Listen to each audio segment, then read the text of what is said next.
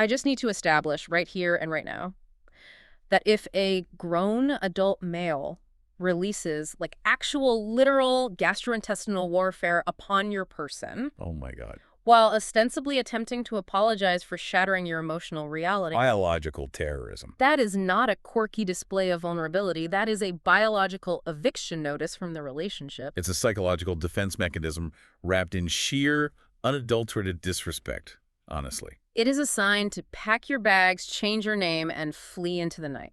Like, I can't even... It should be a prosecutable offense. But anyway. Babes, welcome back. We love you, we see you, and babes. Before we get into today's dating mess, we have a little announcement. Yes. Gather around, Snark Squad, pull up a chair. We need to have a serious but very warm family meeting for just a quick second. Deep breaths, everyone. After this episode wraps, we are going to be taking a 10-day hiatus. I know. Please don't freak out. Please try to contain your spirals. Oh. Stay with us, Snark Squad. We promise, cross our hearts, that we will be back. We're going to miss everyone so much. Like, genuinely. Yeah, so much. And we'll try to post on the socials if we can, just to keep you updated on the madness. But no, we genuinely might not be able to, depending on the sheer level of offline chaos we are currently, stepping into. Exactly. Everything will be completely, thoroughly explained when we return, and it'll all make perfect sense. So much sense. And the tea is brewing, babes. Boiling, even. So thank you, as always, for your endless support. We could not survive this dating dystopia without you. Never. Just reassure yourselves, this is only a short, very necessary break to recharge our snark batteries. Right. It's a brief intermission. But speaking of the dating dystopia, oh boy. Snark Squad, it is time for a dating app update. And the update is bleak. So bleak. The apps are still absolute trash. Trash. We are currently observing a phenomenon where the subterranean bar of male behavior has, breached the Earth's mantle. And is melting in the core. Honestly, I used to think you were just being cynical. I'm just observant. But after the men I have been swiping on this week, I am losing my grip on hope. The men somehow continue to lower a bar that I didn't even think existed anymore. Oh, they will always find a shovel. Right. Let's just talk about the opening messages for a second. The complete lack of conversational effort. I got a message on Tuesday that just said, wait for it, you look like you own a lot of spatulas. I wait. You look like you own a lot of spatulas. What am I supposed to do with that? How does one respond to spatula discourse? You don't. You immediately delete the application. Literally. Listen, there's an actual sociological reason for this. It's a defense mechanism rooted in the fear of rejection. They have no idea how to communicate with a human woman. None. Zero. And they are fatigued by the algorithm. So they rely on randomized noun generation to seem quirky and aloof. Randomized noun generation? Oh my God. If you ignore spatula, his ego isn't bruised because, he wasn't really trying.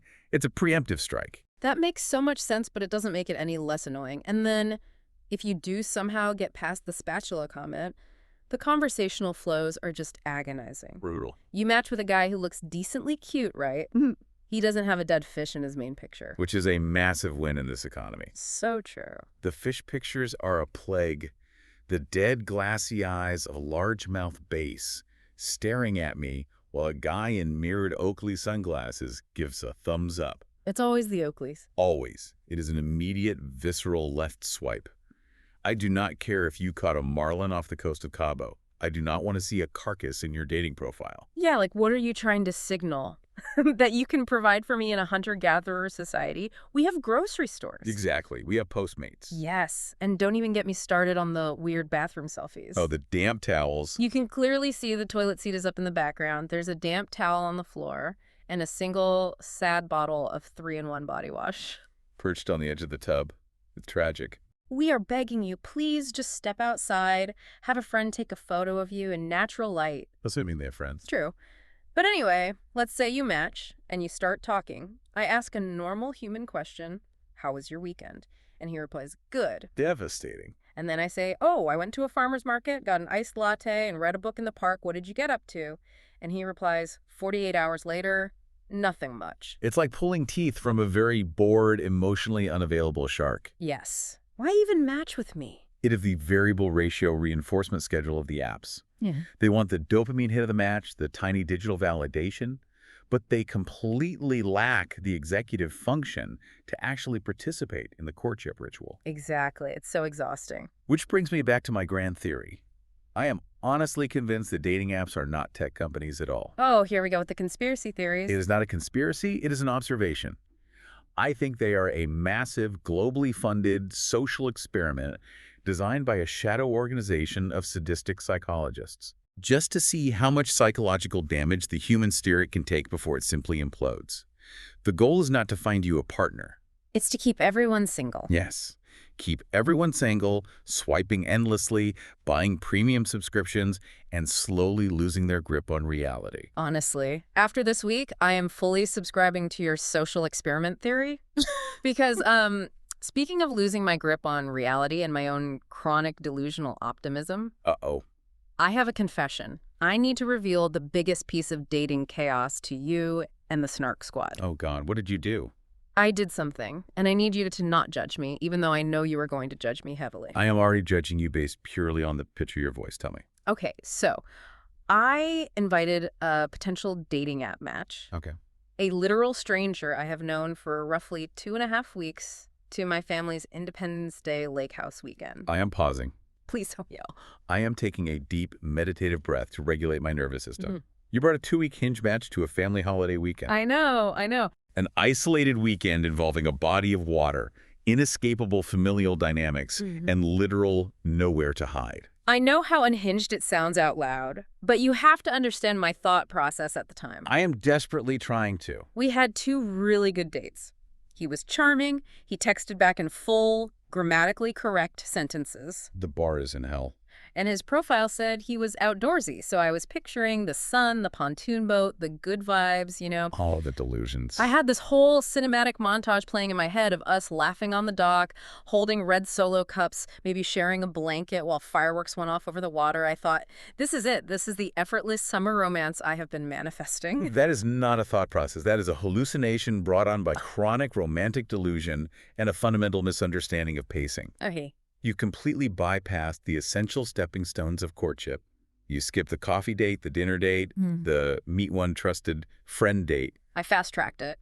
You launched this poor man directly into the crucible of a family holiday. Do you understand the psychological pressure cooker of a lake house? I do now. Believe me, I do now. It is an isolated ecosystem. It's a panopticon of judgment.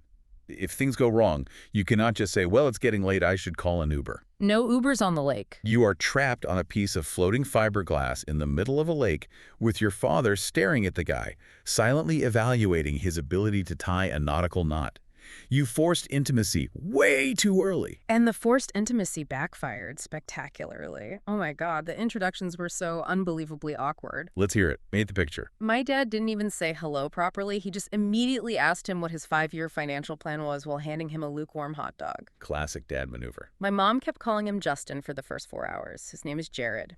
And my sister, who is practically a forensic psychologist when it comes to my dates, just sat in the corner giving me the absolute worst side-eye I have ever experienced in my life. Because your sister, unlike you, operates in reality.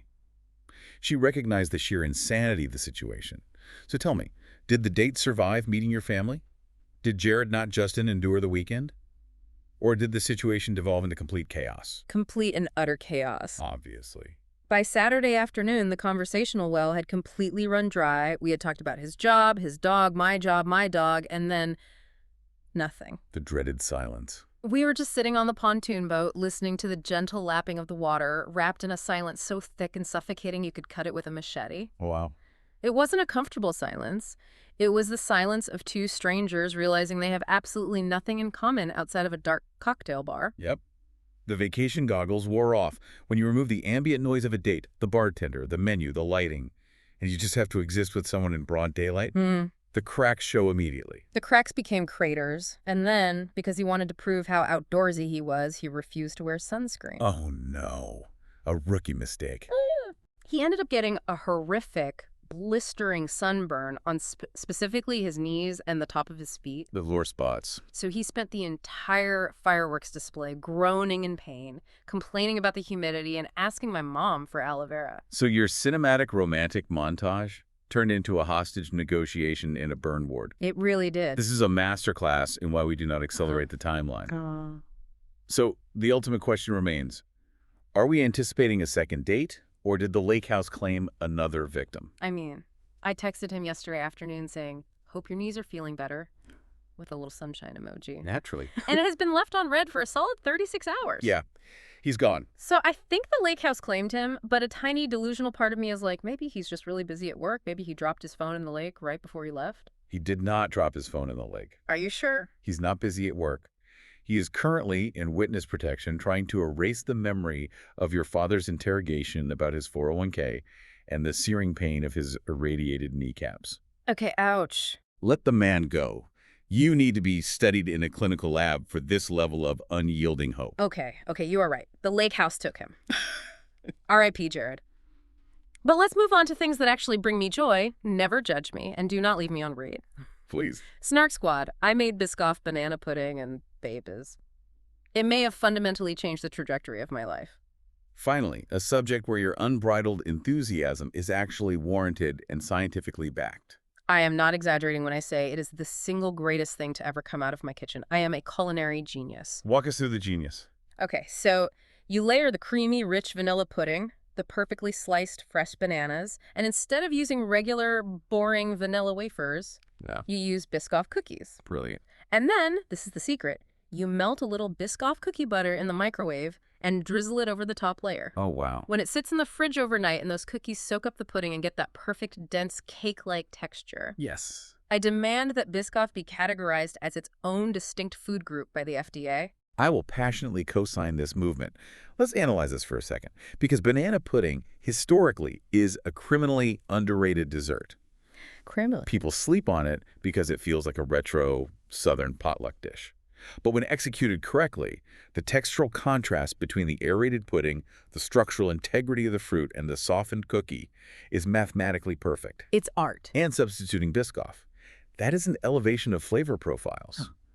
The Biscoff provides a caramelized spice depth that completely cuts through the cloying sweetness of the vanilla. It is a masterpiece. Right. I sat on my couch eating it straight out of the Pyrex dish with a serving spoon. As one should. And I had this profound realization. Finding love is optional, but finding dessert is mandatory. Put that on a t-shirt. Who needs Jared and his sunburned knees when I have a chilled dish of spiced cookie butter perfection? Exactly. Biscoff will never ask you to go camping. Biscoff will never leave you on read. Biscoff is reliable, comforting, and emotionally available. Always there for me. But speaking of things that provide a temporary dopamine rush to fill the vast, echoing void of modern dating, shall we spiral into the universal hellscape that is Sephora shopping? Oh my gosh, my pulse just spiked. I know. I am still financially and emotionally recovering from my last trip. Snark Squad, it is a universal trauma. I went in on Tuesday afternoon because I needed one thing. The classic lie. I needed a single tube of my everyday mascara. That was the mission. I told myself I was going to be in and out in 6 minutes flat. The delusion of going in for one thing at Sephora is the greatest lie modern women tell themselves. It ranks right up there with, I'll just watch one more episode. It really does. You cannot go into Sephora for one thing. The entire environment is hostile to the concept of a quick errand. It really is. I walked through those sleek sliding doors and the air conditioning hit me and suddenly I was hypnotized. They pipe in the pheromones. I somehow ended up deep in the skincare aisle holding a tiny, beautiful, frosted glass dropper bottle of some serum that promised to make me look like a glazed donut. Oh, the glazed donut trend. And then I drifted over to the lip products, the shiny, beautifully packaged lip oils. They were calling my name. Sirens on the rocks. I bought 3 different shades of a $40 lip gloss purely because the packaging had a satisfying magnetic click when you closed it.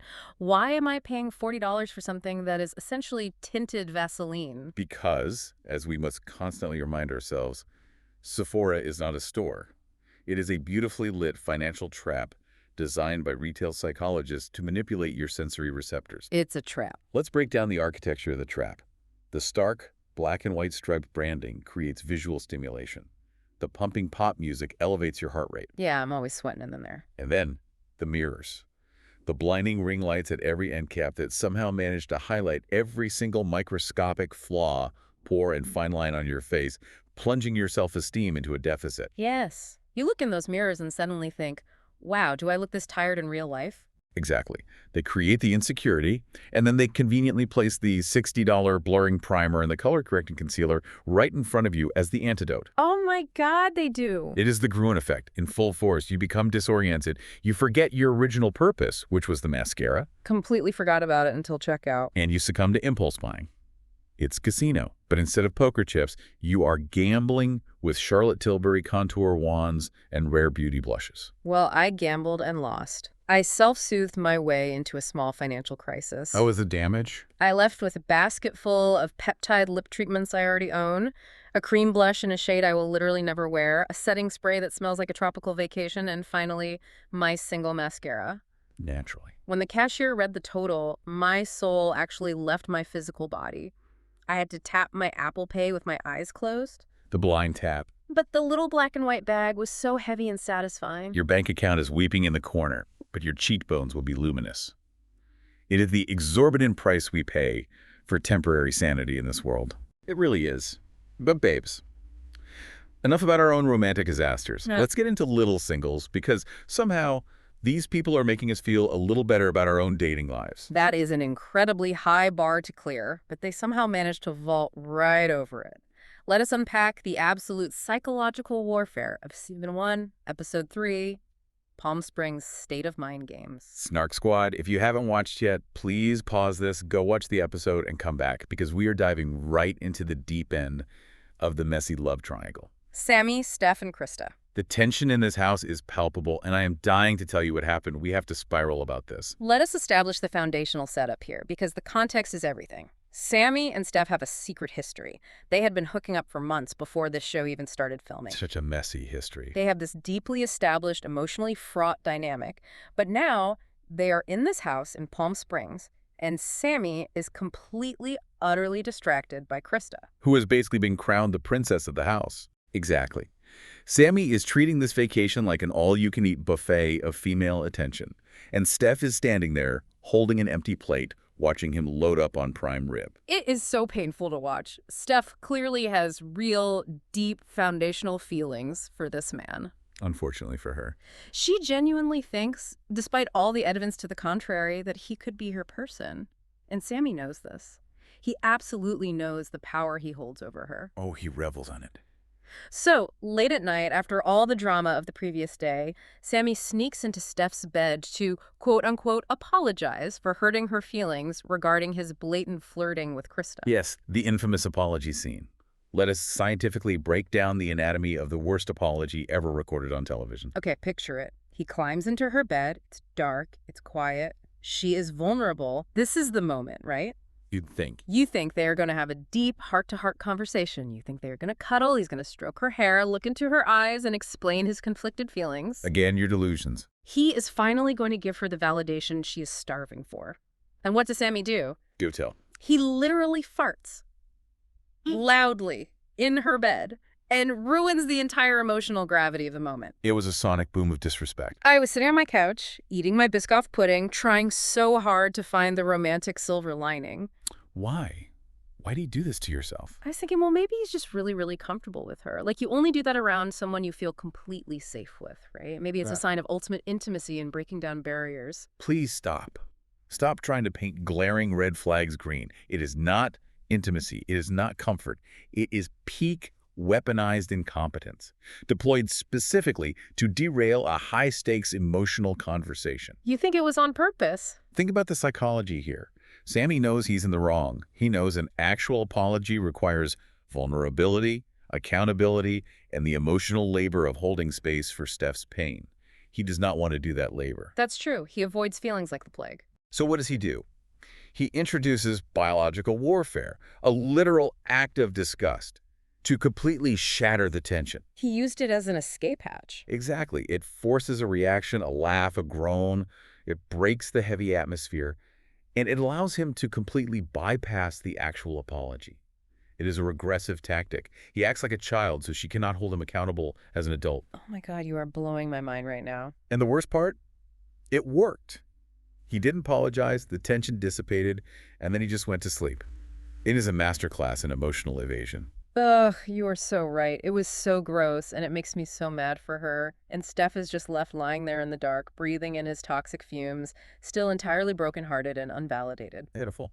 So the next morning, Steph decides she needs a new strategy. If Sammy isn't going to choose her organically, she needs a desperate distraction play. Enter Anthony. Yes, Steph invites Anthony, a newcomer who happens to be a very handsome, charming, Italian-speaking man, to the house. Steph claims to the cameras that she's just doing it to add more people to the mix and shake up the vibes. But come on, we all know what she's doing. I see right through this. It is the most classic, transparent, defensive dating maneuver in the psychological playbook.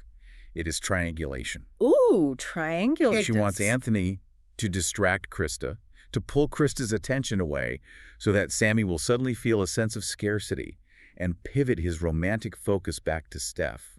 It is a proxy war. She is bringing in a mercenary to fight a battle she is losing. I was looking through the Snark Squad commentary online, and the community totally sees through Steph's desperation, too. They never miss a beat. One fan pointed out something so profound and true. Sammy is loudly, aggressively showing Steph exactly who he is. He is showing her with his actions, his flirting with other women, and his literal bodily functions. The loudest actions possible. But Steph is willfully, stubbornly ignoring it. She is living in a fantasy world where she thinks she can manipulate the chess pieces on the board to force Sammy to commit to her. It is the illusion of control. You cannot manage someone else into loving you. You cannot out-strategize emotional unavailability. You really can't. And bringing another man into a hostile environment as a pawn is not only deeply unfair to Anthony, but it makes Steph look incredibly insecure. Sammy is a walking billboard for commitment phobia, and Steph is trying to decode his behavior like it's a hidden love letter. It is exhausting to witness someone fight so hard for someone who offers them nothing. Truly. It really is. It hurts my heart for her. But let's shift gears from the love triangle to something that honestly stressed me out even more than the relationship drama. The grocery store. Krista's first grocery trip at age 30. This was a sociological expedition disguised as a mundane household errand. John, who is truly an angel on earth, and the rest of the gang take Krista to the grocery store. And she admits to the camera, with this mix of embarrassment and excitement, that this is the first time in her entire life she's ever been grocery shopping, at 30 years old. The revelation itself is staggering. The concept of navigating 3 decades of life without ever entering a supermarket is difficult to comprehend. Wild, right? But then we watch the actual execution of the shopping trip, and it becomes a spectacle. Okay, yes, the absolute chaos of the execution. She is conquering her fears, which I love for her, but she decides to do this by literally climbing the grocery store shelves to reach a bottle of champagne on the top tier. Unbelievable. She is treating the display case like a rock climbing wall. And then, as if that wasn't enough of a liability, a 6'6" stranger named JJ walks down the aisle. And Sammy strikes again. Sammy, having zero social boundaries or concept of personal space, immediately recruits this giant stranger, and Krista gets on this man's shoulders to reach things. The online commentary was an absolute unmitigated dumpster fire over this scene, and rightfully so from a public health perspective. The hygiene. First of all, the hygiene. Fans are incredibly stressed about the sanitary implications of someone putting the soles of their shoes that have been walking on a public, sticky supermarket floor, directly onto the shelves where people buy their food. I was covering my eyes. There was no hand washing. There were tight shorts involved. And climbing onto the shoulders of a man who is 2.5 feet taller than you, whom you met 4 seconds ago in the wine aisle. Yeah. It is a liability nightmare. It was so chaotic. Also, the viewers were relentlessly questioning how someone hits 30 without ever having to buy a carton of milk themselves. They know the optics were intensely messy, and my germaphobe tendencies definitely flared up watching her sneakers on the shelves. But I have to defend Krista here. Go ahead. We have to have empathy and look at the bigger picture. She explains in this episode that she has a very rare form of dwarfism called spondyloepiphyseal dysplasia, or SED. Right. When she was born, the doctors literally told her parents that she wouldn't walk, she wouldn't talk, and she likely wouldn't live past 30 days. Her parents were expecting the absolute worst possible outcome. The psychological toll it takes on a parent is immense. It triggers an overwhelming, all-consuming instinct to protect. Exactly. So no wonder she was so sheltered. Her parents probably spent her entire childhood wrapping her in emotional and physical bubble wrap, terrified that every single day might be her last. It creates a glass menagerie situation. If you are told your child is fragile to the point of imminent death, of course you don't let them go to the grocery store alone to navigate heavy carts and tall shelves. You do everything for them. That's a fair point. So yes, climbing the shelves was a chaotic, unsanitary choice, but for her, in that moment, it was this massive, rebellious act of independence. She's 30, she survived, she's thriving, and she wanted to grab that top shelf champagne herself. It was her reclaiming her agency. The medical context is crucial, and it completely reframes her behavior from entitled privilege to overly protected individual finally breaking out of the incubator. Thank you. I appreciate the empathy, and it highlights the tension between the medical model of disability, which focuses on fragility, and the social model, where she is finally demanding access. Yeah. However, while I respect her journey to autonomy, the execution remains a blatant health code violation. Fair enough, fair enough. But let us move on to the preparation for her actual birthday party, the Roaring Twenties Bash. The setup for this party was amazing. And we have to take a moment to crown John as the absolute MVP and the foundational glue of this house. John is the only person in that house operating with a fully developed prefrontal cortex. Truly. He organizes this gorgeous themed 1920s bash.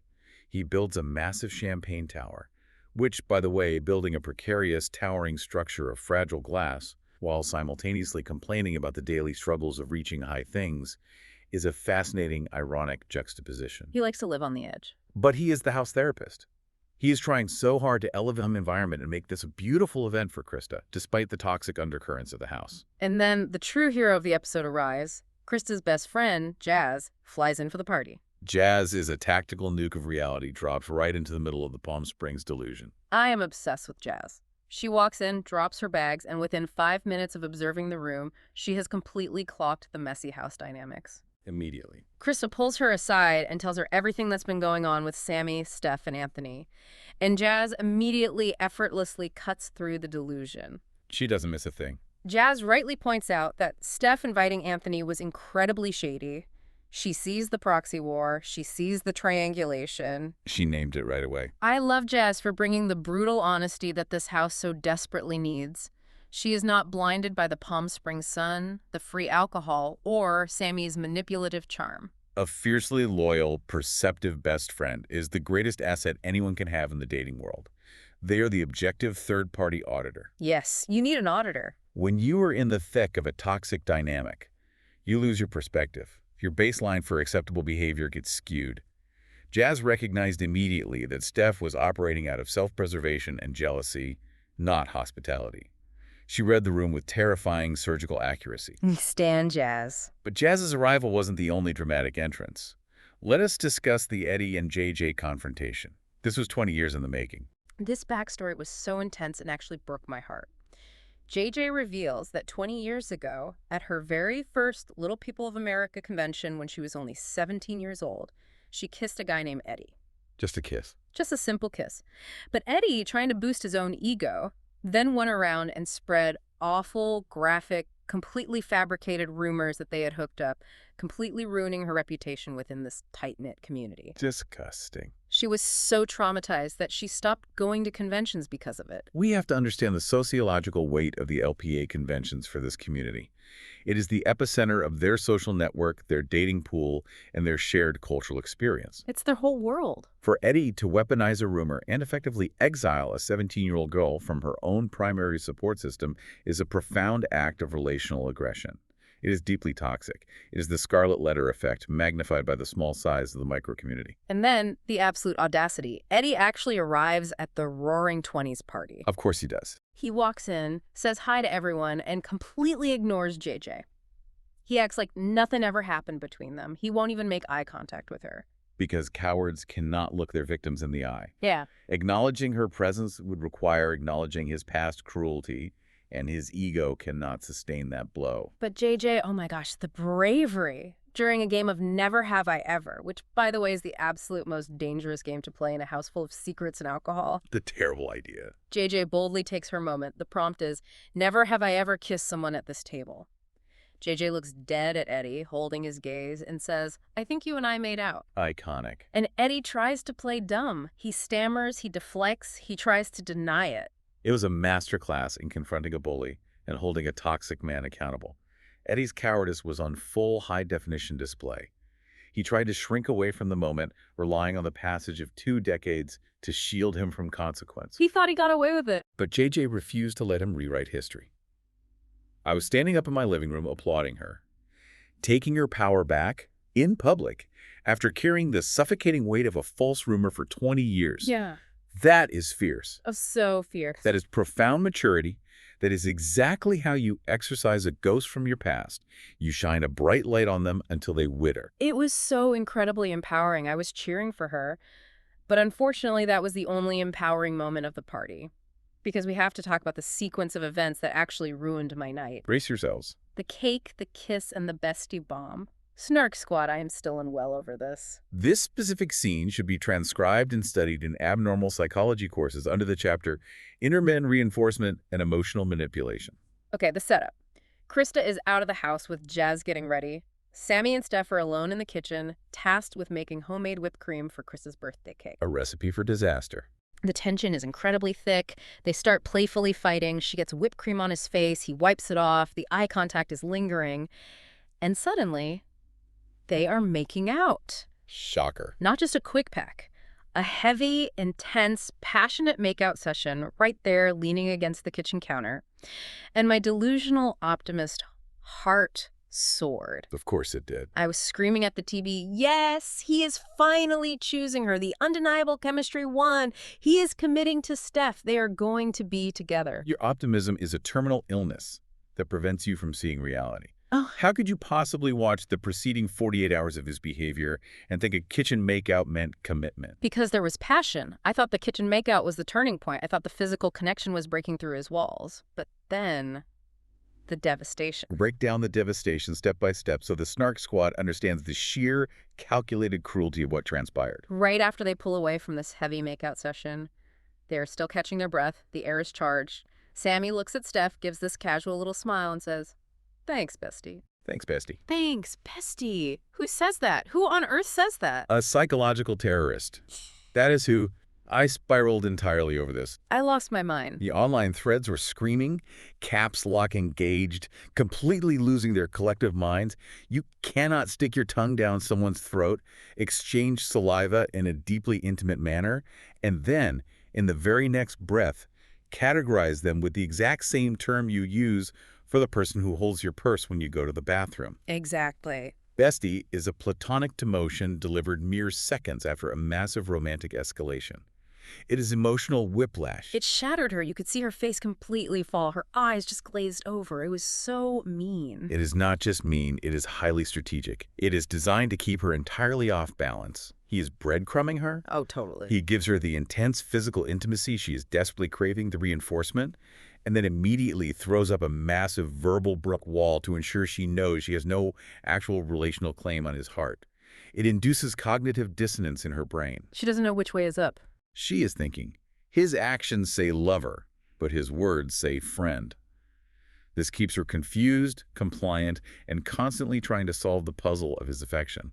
It is profoundly toxic. It is the definition of having your cake and eating it too, ironically, while actually making a literal cake. He gets the ego boost, he gets the physical gratification, while simultaneously absolving himself of any relational responsibility. He wants all the perks with none of the work. Hey, we're just besties, don't read into the tongue. It is abhorrent behavior. It allows him to play the victim later. If she gets mad that he flirts with someone else, he can just say, "Whoa, I told you we were just besties." It is an insurance policy against accountability. And it perfectly sets the stage for the climax of the episode. The party gets messy, babes. The 1920s elegant Gatsby glamour devolves very quickly into a sweaty frat house basement party. And we have to talk about the body shots. Oh, the hygiene horrors continue to plague this episode. Yes. Someone decides it's a brilliant idea to do body shots off of bellies. And by the way, shout out to the Snark Squad member online who commented that they innocently thought body shots meant they were taking literal Polaroid photographs of their body. Bless their pure, innocent heart. We wish it was just photography. No, they are pouring sticky liqueurs directly into people's belly buttons and drinking it out. And babes, Sure. someone had a very shallow belly button. A structural failure. The liquid wasn't pooling in a neat little cup. It was just spreading across their stomach hair. It was a hygienic terror. It was a sticky, unsanitary, structural disaster. An outie belly button or a shallow innie cannot structurally support the volume of liquid required for a standard shot. It is simple physics. It is just a spill waiting to happen. Liquor everywhere. Furthermore, the bacterial transfer alone is enough to require a course of broad-spectrum antibiotics. A human navel is a dark, damp cavern that harbors entirely unique microbiomes. Why are we introducing tequila to that ecosystem? But the real mess wasn't the spilled alcohol. It was the betrayal happening in the background. The party is in full swing. Sammy, who mere hours ago was passionately making out with his bestie Steph in the kitchen, is now openly, aggressively flirting with Krista. Shocking. He is all over her, right in the middle of the living room, right in front of Steph, Yeah. and Dee right in front of Anthony, the guy Steph specifically brought in to distract Krista. The absolute carnage of the situation. Mm-hmm. Sammy does not possess a single boundary. The very concept of a boundary is completely foreign to his neural pathways. He's just a menace. He operates purely on id, impulse, and ego.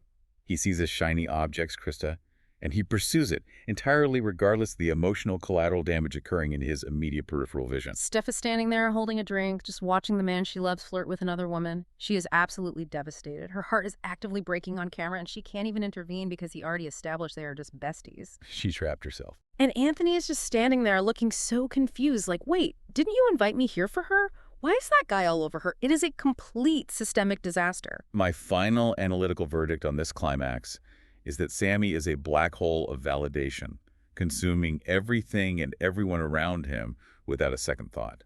And you, predictably, are mourning Steph's broken heart. I am. I feel so bad. But Steph needs to take some level of accountability here. She willingly climbed into the emotional wood chipper. She cannot be surprised when she gets shredded. She ignored every single warning sign. Oh, it's just so sad. But babes, that brings us to segment 1, date or delete. The rules for this segment are simple and ruthless. We're going to systematically go through the key men in this episode and definitively decide our course of action. Do we go on a second date? Do we place them firmly in the friend zone? Or do we block them immediately and salt the earth behind them? I am so ready for this. Let's start with the man of the hour, the agent of chaos himself, Sammy. The verdict is unequivocally block immediately. Do not pass go. Do not collect $200. Straight to jail. Block his phone number. Block his Instagram. Block his Spotify account so he can't make you passive-aggressive playlists. Block his LinkedIn. Erase his digital footprint from your life. Okay, I agree with the block BUT. No.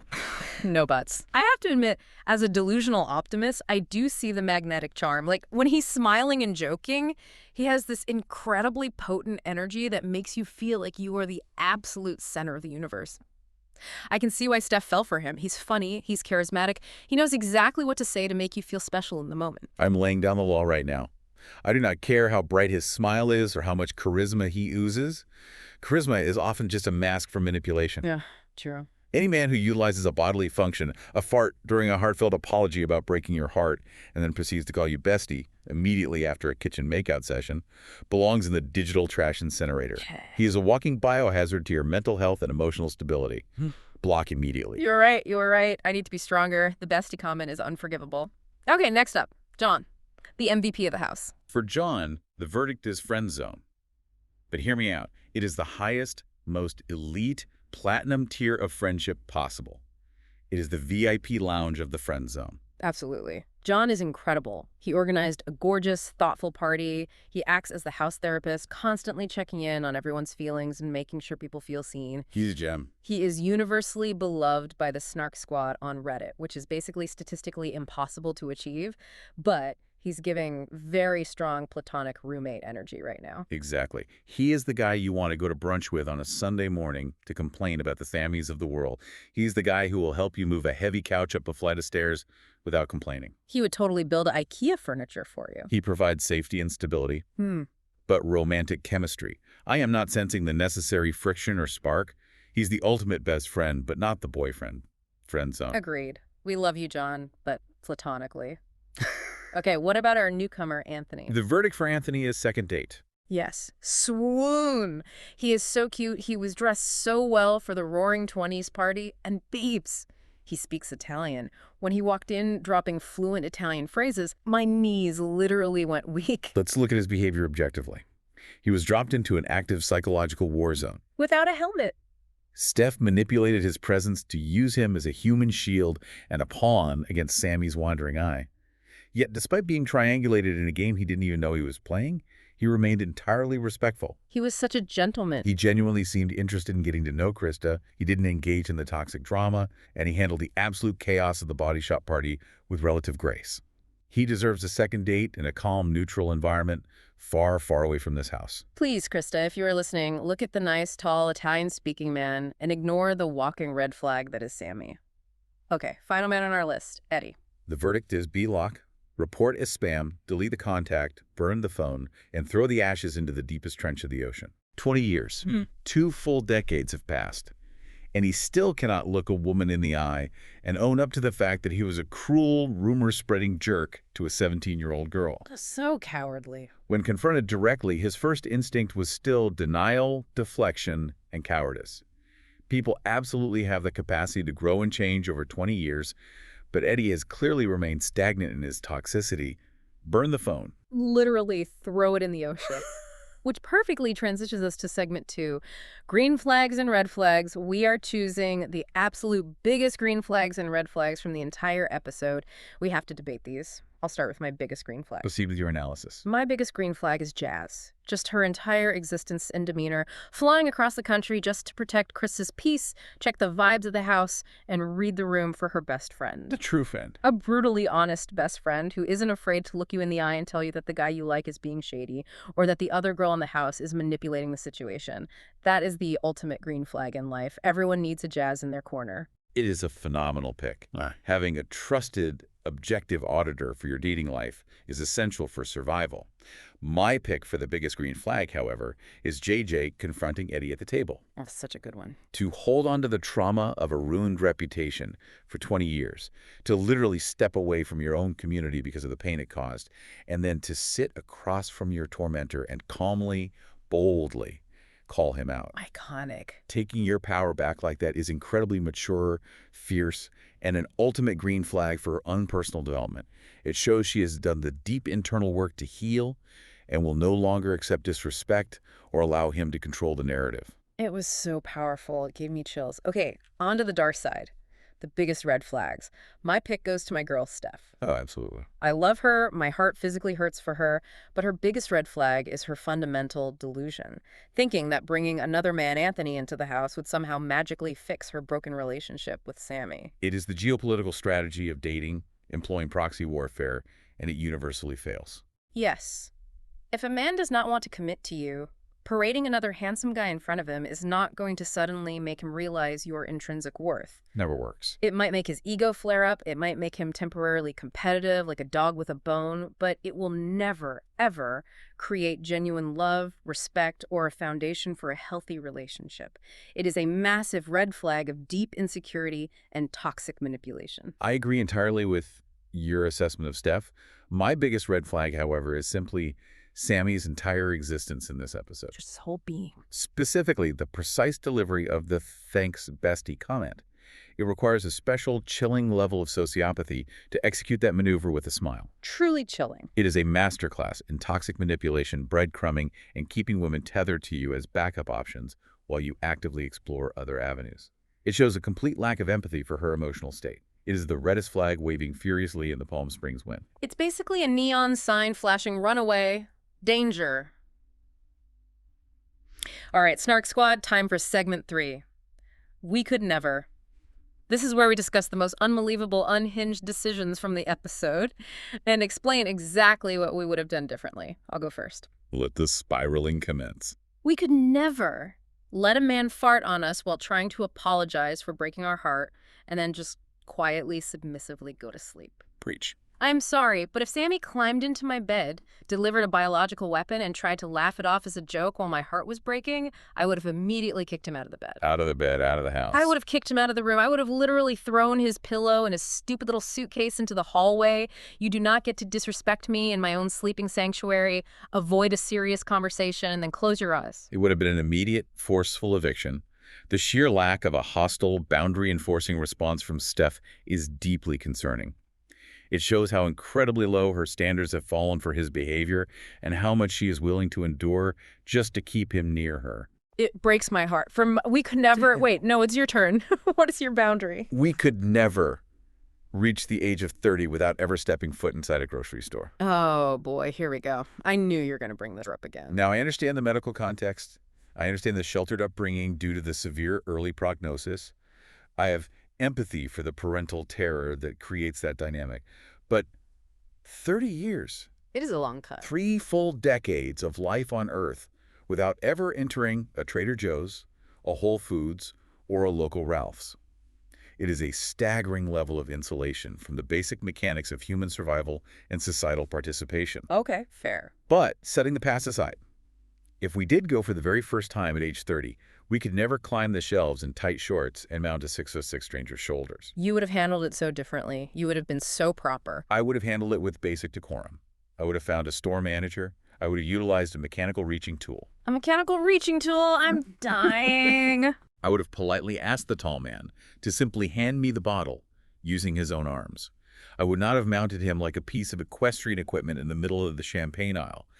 It's a massive boundary violation of public space and basic sanitary norms. The visual of you mounting a tall stranger in a grocery store is absolutely killing me. I am crying. But we have a joint we could never that we both agreed on immediately when we watched the episode. Yes, we do. Yeah. We could never do a body shot off someone's shallow belly button. The sheer terror of it. It is fundamentally irredeemably unsanitary. A belly button is a dark, damp crevice that collects lint, dead skin cells, and bacteria. Ooh, stop. To pour a sugary, sticky liqueur into that crevice, mixed with random abdominal hair perspiration and then ingest it into your own body, I would genuinely rather drink stagnant water from a puddle in the parking lot. Literally same? The sticky residue left on the abdomen alone is enough to send me into a full-blown sensory panic attack. I am physically itching just thinking about the stickiness. We are way too old, we pay too much for skincare, and we are far too aware of microbiology to ever participate in body shots. Okay, let's move to segment 4. Next week's matches. We have to look into our crystal balls and predict the absolute chaos that is coming. I will start. Give us your prophecies. Okay, my biggest prediction for next week is that Sammy is going to finally cross a blatant physical line with Krista. He's going to try to passionately kiss her in front of everyone at dinner, and it is going to force Anthony to finally step in and defend her honor. You are predicting a chivalrous, toxic masculinity showdown over the princess. Yes, 2 men fighting over the princess of the house. It is classic reality TV gold. Okay, sure. The couple I'm rooting for, obviously, is Krista and Anthony. Please, Krista, I am begging you on behalf of the entire Snark Squad, look at the nice Italian man who treats you with actual respect and ignore the walking red flag that is Sammy. A desperate, likely futile plea to the universe. My biggest red flag prediction is that Steph is going to completely spectacularly melt down. I think the emotional dam is going to break. She's going to lose her mind over Sammy and Krista, and it is going to ruin the entire rest of the vacation for everyone. I can see that. There will be screaming, there will be tears, and my chaotic theory. The one that somehow feels entirely possible. Let's hear the delusion. John and JJ. I think they are going to look around the house, realize they are the only 2 mature, emotionally intelligent adults surrounded by toddlers playing toxic games, and they are going to secretly hook up, the house therapist and the fierce truth teller. It makes perfect sense. That is entirely chaotic, and while I appreciate the conceptual beauty of 2 mature adults finding solace in each other amidst the madness, I do not see the romantic or physical chemistry there whatsoever. It is a fan fiction pairing.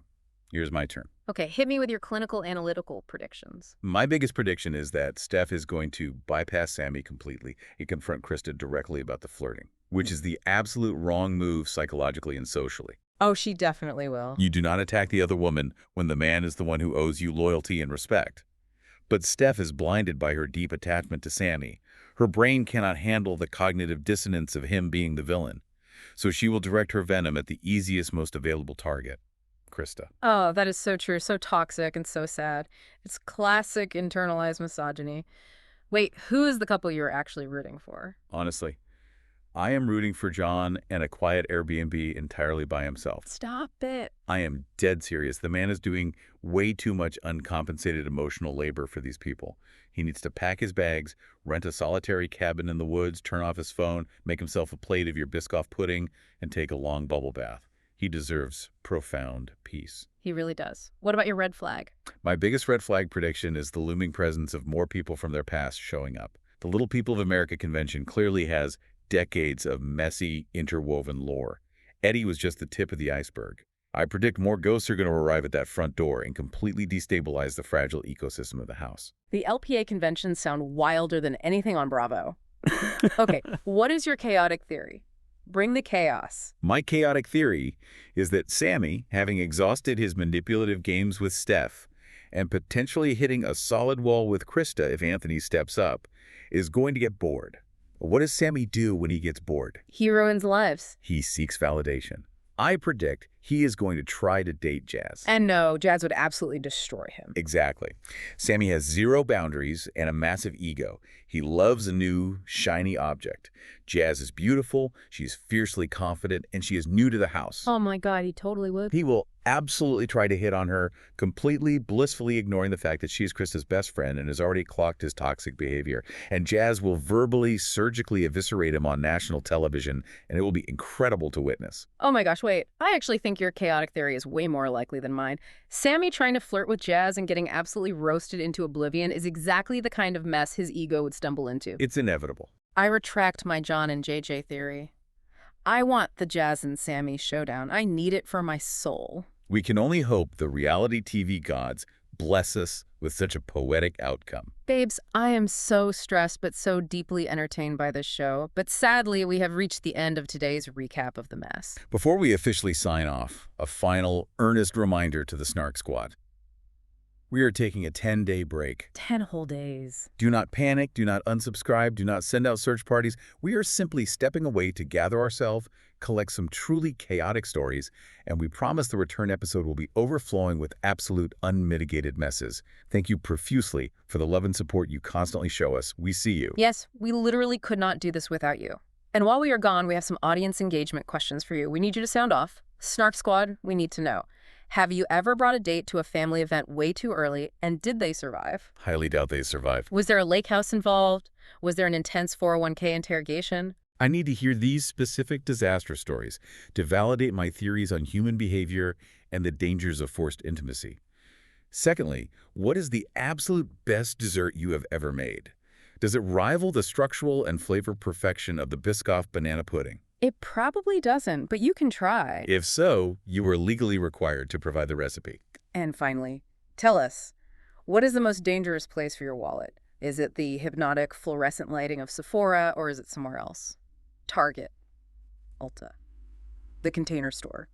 Let us know where your money mysteriously disappears. Remind yourselves to subscribe to the feed so you absolutely do not miss our triumphant return in 10 days. Leave a glowing review if you enjoyed the spiraling and the analysis today. And please share the podcast with another messy babe in your life who deeply appreciates a good dating disaster. We love you, Snark Squad. Stay flirty, stay fabulous, and we'll see you on the snark side.